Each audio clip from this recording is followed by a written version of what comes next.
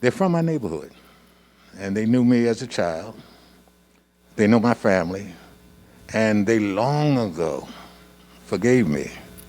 They long ago followed my career in prison, and when I reached certain heights, certain pinnacles, certain accomplishments, they were there, to applaud me. So I was lucky.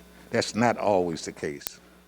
Get rid of prisons for profit, because that's what they're there for. They're there for profit. They're not there, they don't care about growth and development. They don't care about if someone has been rehabilitated. I mean, why should they? The more people they have, the more money they make. There was a time when prisons were not on Wall Street as they are today. As I said, initially there were 7 prisons in this entire state, and it reached the pinnacle where there were 30. I started to say in terms of cost economically, because you guys are tax-paying members of this society. And prisons, the DOC, if I'm not mistaken, has the second largest budget in the state. Larger than education, larger than hospitals, medicine, larger than infrastructure, your roads, your bridges, your dams. At last count, $2.8 billion was set aside for DOC for last year. That's $2.8 billion of your money. Come on, we can do something better with that money. So thank you for sharing your story, first off. It's profound and incredible. And a couple of the themes that I picked apart in your story were of personal transformation and redemption and the reorientation of one's life to a greater good.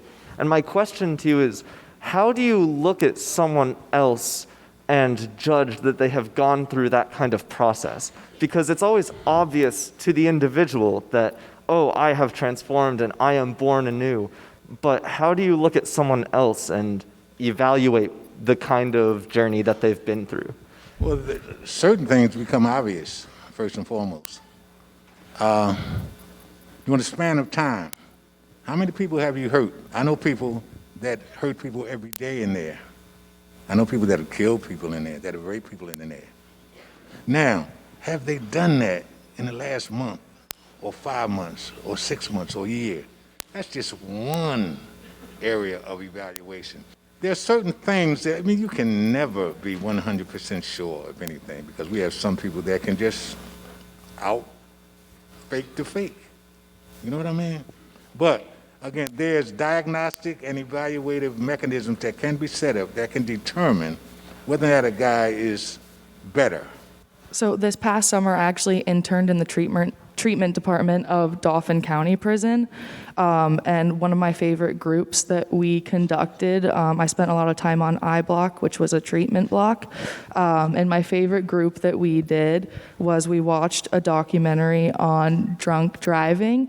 And it was 2 high school seniors, and the boy ended up drunk driving and hitting and killing a girl who was at the same party.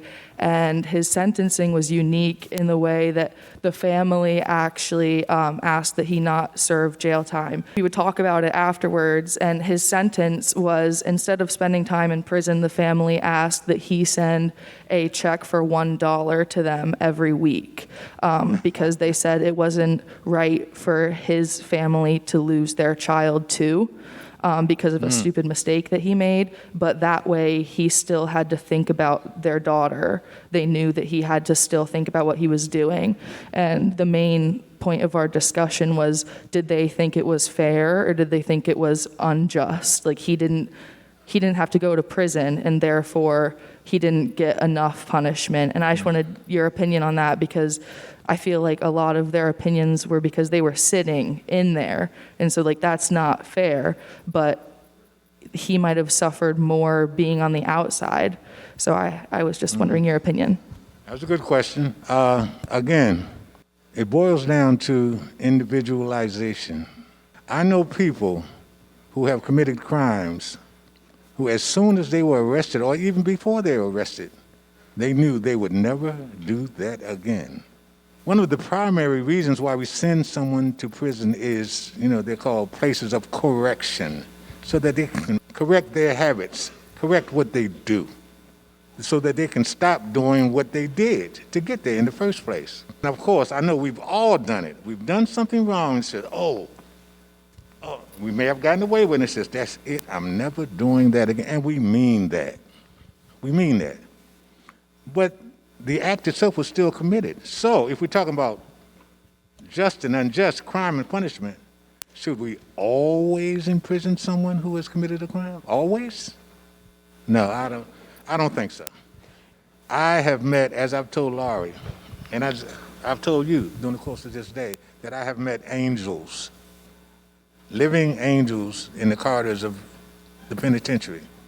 Saints and sages and wise people and holy people who have saved my life.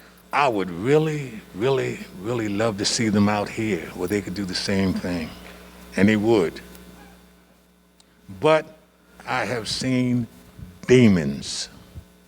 I have seen evil people who should never, never be allowed to walk out here with innocent people. There are processes that have been established for decades. And one is that a person who's serving a life sentence, especially in Pennsylvania, he has two means of being released. One, he dies. Two is executive clemency, which means the power of the governor to grant pardon.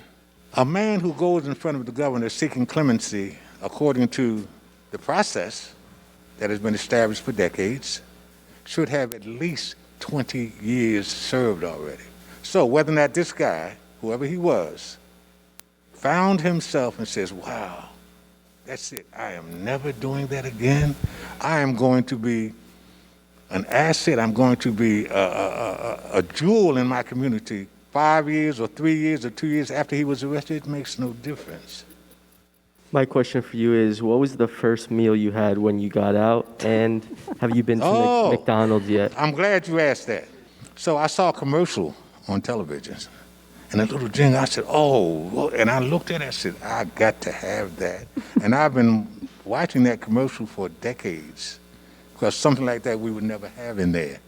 And that was 2 all beef patties, special sauce, lettuce, cheese, pickles, onions on a sesame seed bun.